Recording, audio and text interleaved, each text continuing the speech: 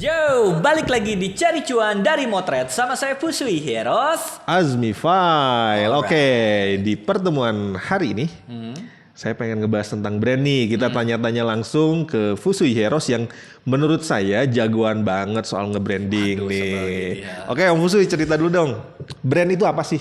Oke, menurutku brand itu sederhananya adalah pembeda. Oke. Brand itu adalah pembeda. Jadi ceritanya zaman dulu itu, ya kan, sebelum dikenal brand namanya adalah brander. Dari Jermani kuno. Bahasa Jerman. Jermani kuno. Kuno, oke. Old North lah kalau misalnya saya baca di artikel-artikel ya. Ya. Nah, jadi gini, pembeda itu kalau misalkan zaman dulu itu saya punya ternak, Kang Azmi Oke. juga punya ternak kuda, misalkan saya punya kuda, beberapa kuda, Kang Azmi punya kuda. Nah, untuk membedain ternak satu sama ternak lainnya, Ya. jadi saya punya besi panas yang udah ada logonya atau misalkan gambarnya. Berarti itu kemudian ditempelin di kuda itu. Kayak dicap gitu berarti ya? Kayak dicap tapi panas gitu Ya, kan. ya, Nah, dan itu kan jadi ada pembeda kayak gitu. Selain itu juga bisa dipakai kalau misalnya kambing di sininya di tanduknya juga ada ternyata. Oke. Kan alhamdulillah kita manusia Iya, dikasih jadi akal pikirnya nggak usah bukan dicap kayak dicap. gitu kan. Tapi minimal kan kita dikasih nama sama orang tua. Betul. Walaupun anaknya kembar, orang tua ngasih namanya beda. Ya. Kenapa? Biar bisa ngebedain si Betul. A sama si B. Ya. Selain itu juga kalau misalkan ada cerita zaman dulu tembikar lah. Tembikar teh kayak apa ya? Tanah liat gitu ya?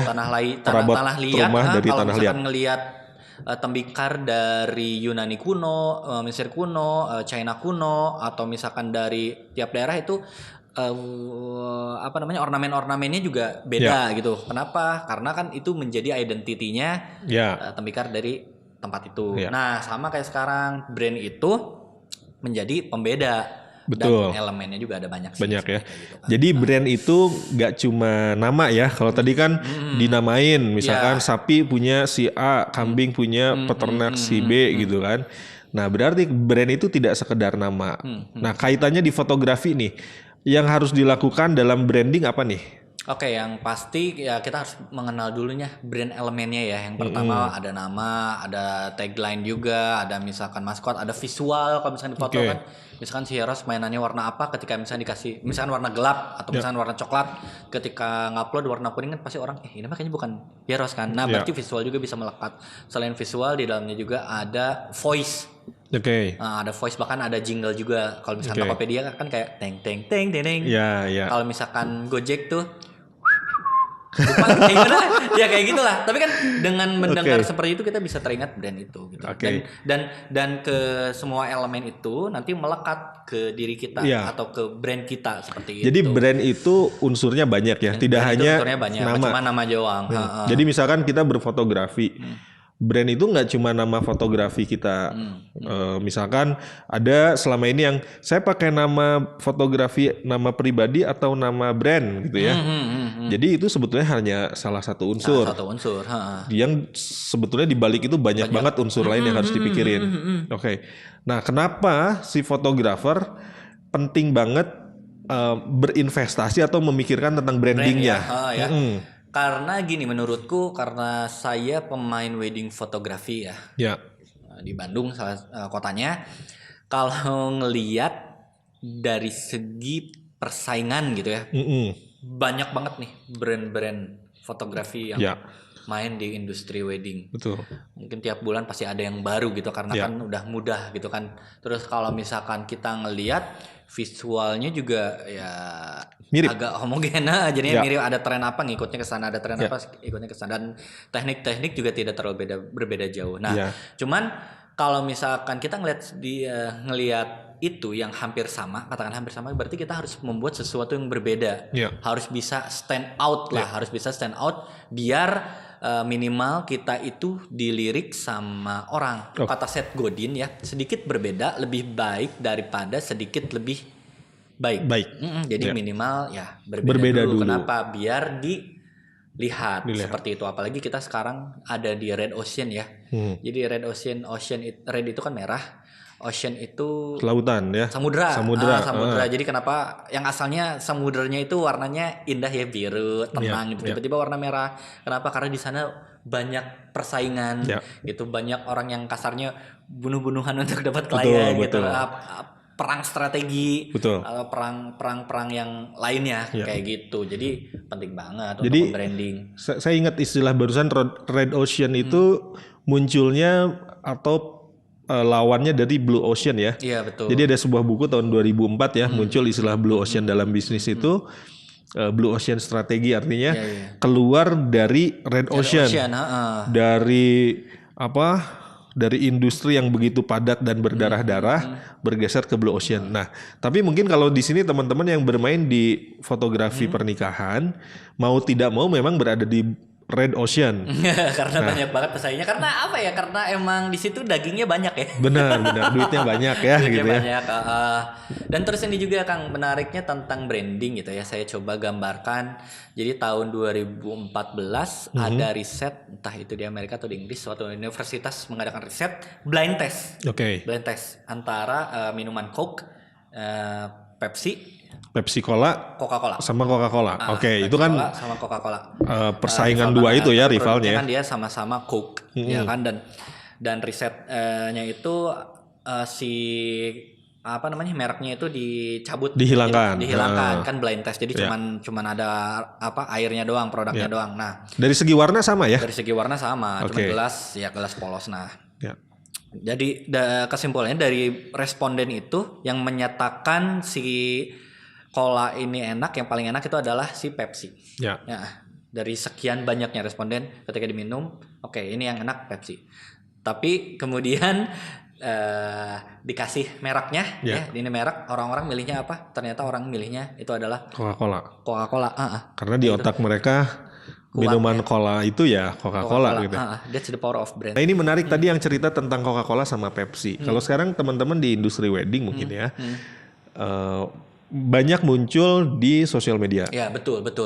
Nah, itu tadi kalau kualitas gambar atau bahkan gaya visualnya mirip ya. Sekarang tuh mulai nempelin watermark. Iya, betul. Hieros. Atau misalkan teman-teman kita misalkan Nesnumoto, Polar gitu ya. Saat dicabut mungkin jadi mirip. Itu tadi ya, seperti tadi blind test waktu Coca-Cola sama Pepsi. Warnanya sama-sama coklat tua gitu kan. Sama fotografi pun sama. Tapi saat ditempelin watermark sesuatu, watermark Hieros misalkan. Ada makna yang berbeda. Gitu. Saya mau pakai Hieros aja deh. Ada persepsi yang timbul di otak si konsumen. Nah, gitu. Gimana tuh caranya tuh? Tadi elemennya udah disebutin. Biar kita melekat ya. Biar brand kita itu bisa melekat. Betul, biar ya udah saya bener deh mau belinya ini, percaya langsung deh. Karena padahal visual sama-sama aja kan. Gitu. Nah, gimana nih caranya nih kita sebagai pertama itu kita harus bisa konsisten ya untuk ngembangin brand kita gitu. Terus kalau misalkan ngomongin dari brand elemen, kita emang harus memperhatikan tuh satu-satu. Contohnya misalkan dari nama. Nama kita itu harus memperhatikan apakah nama kita itu emang mempunyai makna yang bagus sesuai dengan bisnis kita, atau misalkan keren didengar dan lainnya kayak gitu kan. Terus ya di situ ada tagline, terus kemudian juga maskot. Maskot juga kan bisa merepresentasikan si brand itu. Ya kan, dan itu dengan adanya maskot yang sesuai dengan brand Hieros misalkan, itu kan bisa ngubah persepsi gitu ya ke si klien. Kemudian ada visual, misalkan kalau si Hieros ketika mau ngupload di Instagram, saya nyebutnya Instagram itu kayak micro gallery gitu ya. Kan itu kan ada 3 kolom.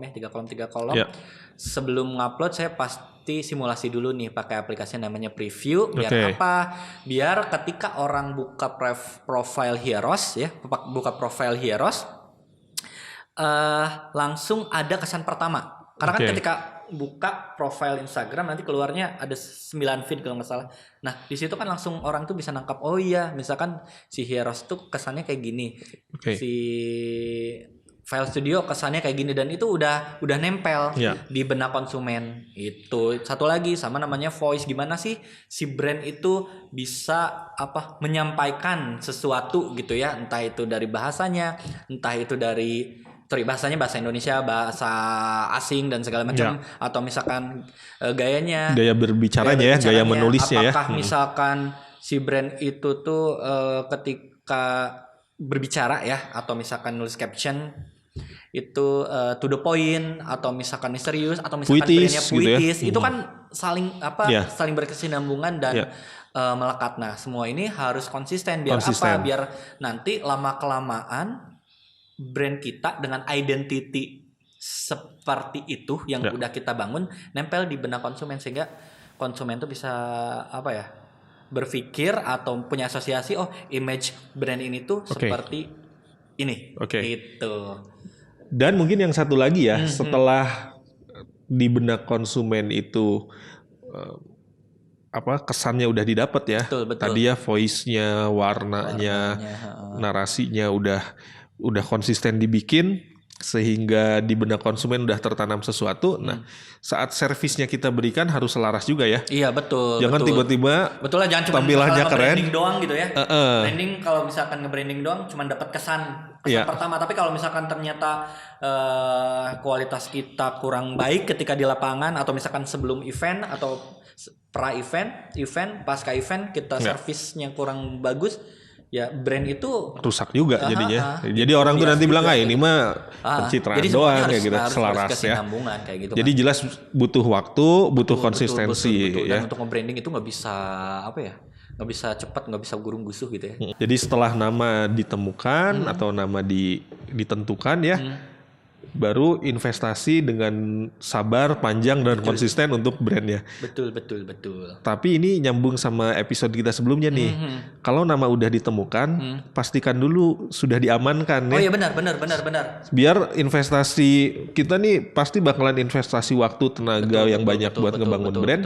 Tiba-tiba nama itu tidak diamankan atau ternyata sudah ada orang lain yang punya atau diambil orang lain. Bahaya juga ya. Dan otomatis juga bisa. Jadi ini kaitannya berarti kalau dilihat lagi di zoom out nih, kita ngelihat lebih lebar lagi. Tadi kita sempat bicara tentang Red Ocean. Kalau kita lagi ngebahasnya industri fotografi pernikahan ya. Yang banyak banget. Wah itu pemainnya banyak gitu ya. Terus sekarang nampilnya di mana nih? Nampilnya di sosial media, di Instagram. Itu juga kan sama ramai banget untuk jadi menonjol dan terlihat oleh calon customer kita susah. Betul. Nah kita industrinya boleh masih Red Ocean, tapi berstrateginya atau bermainnya mulai ke Blue Ocean nih. Misalkan tadi ke website tadi ya. Mulai lebih bermain lebih baik dan lebih luas daripada yang pesaing-pesaing kita lakukan. Betul. Teman-teman kalau lihat websitenya heroesphoto.com ya, itu luar biasa menginspirasi loh. Cara jualan yang benar-benar lain, yang itu ya menjadi nilai lebih dibanding pesaing-pesaing yang sama. Betul. Oke Om Fusui, keren banget nih penjelasan tentang branding ya.